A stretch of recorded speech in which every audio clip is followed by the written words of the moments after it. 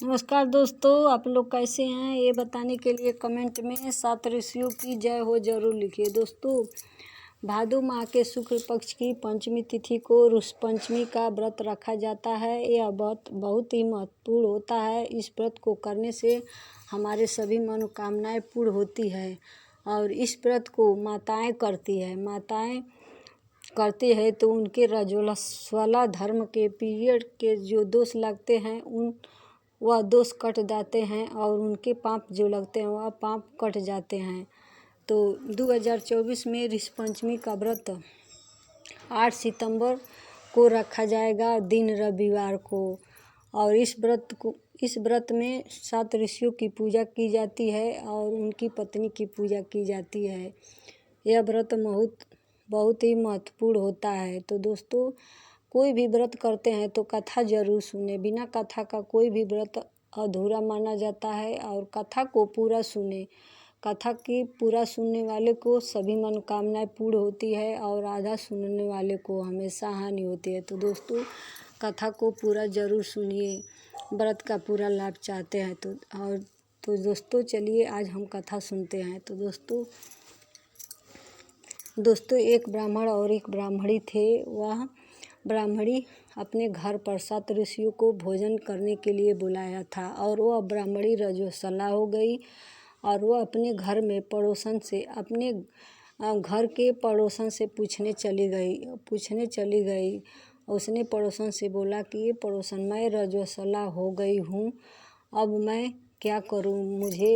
मैंने 7 ऋषियों को अपने घर पर भोजन करने के लिए बुलाया है। तो उस पड़ोसन ने बोला कि ये ब्राह्मणी, आप 7 बार नहा लो, 7 कपड़े बदल लो और भोजन बनाकर 7 ऋषियों को खिला देना। तो उस ब्राह्मणी ने ऐसा किया, 7 बार नहाया और 7 कपड़े बदल लिया और ऋषियों के लिए भोजन बना दिया। और उनके घर ऋषि आ गए और उन्होंने ऋषि को अपने घर में बैठाकर भोजन परोस दिया।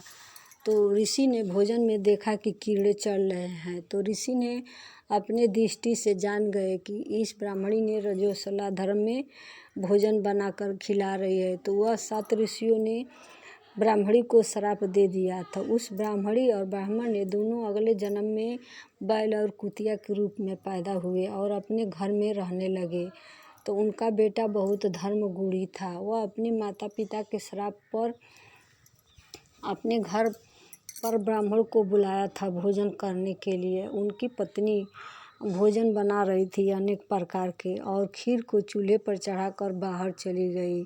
तो उनकी सास कुतिया देख रही थी कि खीर में एक बाहर से सर्प आता है और खीर में मुंह डाल देता है। तो वह देख रही थी कि सर्प मुंह डाल दिया है, अब तो ब्राह्मण आएंगे, हमारे बेटा खिलाएगा तो वह ब्राह्मण मर जाएंगे। श्राप विष छोड़ दिया है उसमें, तो मर जाएंगे तो हमारे बेटे बहू को ब्राह्मण हत्या का पाप लगेगा। तो वह कुतिया ने क्या किया, उसने जाकर खीर को जुठार दिया और उनकी बहू देख रही थी कि खीर कुतिया जुठार दिया, खीर में मुंह डाल दिया। तो वह गुस्सा में आकर चूल्हे से आग वाला लकड़ी निकाल कर कुतिया को बहुत मारा कुतिया। और कुतिया चिल्लाते चिल्लाते बैल के पास चली गई और दोनों कुतिया और बैल आपस में बात कर रहे थे। कुतिया ने बोला कि मेरी बहू खीर बना रही थी ब्राह्मण को भोजन करने के लिए, हम दोनों के श्राद्ध पर, उसमें आकर सर्प ने विष छोड़ दिया था, मैं देख रही थी। तो अब तो ब्राह्मण आकर भोजन करेंगे तो मेरे बेटे बहू को ब्राह्मण हत्या का पाप लगेगा, ब्राह्मण लोग मर जाएंगे। तो मैंने खीर में मुंह डाल दिया, खीर जुठार दिया। तो मेरी बहू ने मुझे बहुत मारा है और पूरा भोजन फेंक दिया है बाहर, मुझे खाने को नहीं दिया है। तो बैल ने बोला, ए ब्राह्मणी, तुम्हारे गलती के कारण मैं भी आज बैल बन गया हूँ। मेरे बेटे ने दिन भर आज हल जोतवाया है, मुझे भी खाना नहीं दिया है। उन दोनों को बात करते हुए उनका बेटा सुन रहा था और बातें सुनकर बहुत दुखी हुआ और दुखी होकर उसने वन में चला गया। वन में जाकर 7 ऋषियों से पूछा, ये ऋषि देव, मेरे माता पिता किस श्राप के कारण, किस गलती के कारण आज बैल और कुतिया बन गए हैं? तो 7 ऋषियों ने बताया कि तुम्हारी माता कुतिया ने रजोसला धर्म में हम लोगों को भोजन बनाकर खिला रही थी।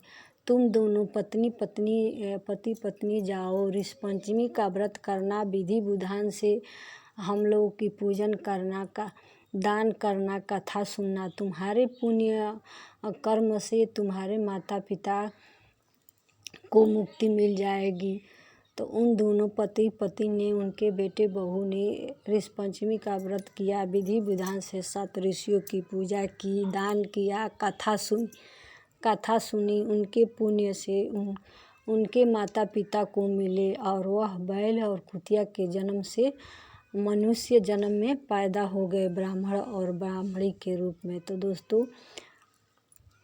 दोस्तों हमारी कथा आपको कैसी लगी? आशा करती हूँ कि अच्छी लगी। तो अच्छी लगी तो चैनल को सब्सक्राइब ज़रूर कर लीजिए और एक लाइक एक कमेंट ज़रूर करिए दोस्तों।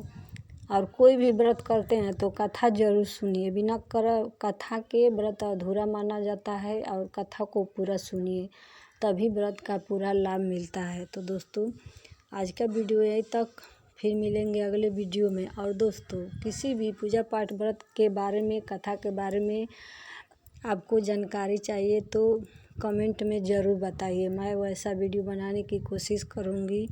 तो दोस्तों कमेंट में ज़रूर बताइए और कमेंट ज़रूर करिए। कमेंट करते हैं तो बहुत ही हिम्मत और प्रेरणा मिलती है। तो दोस्तों और हमें पता चलता है कि हमारी वीडियो आपको अच्छी लग रही है। तो दोस्तों आज का वीडियो यहीं तक, फिर मिलेंगे अगले वीडियो में एक नई जानकारी के साथ। तब तक के लिए नमस्कार दोस्तों। 7 ऋषियों की जय हो।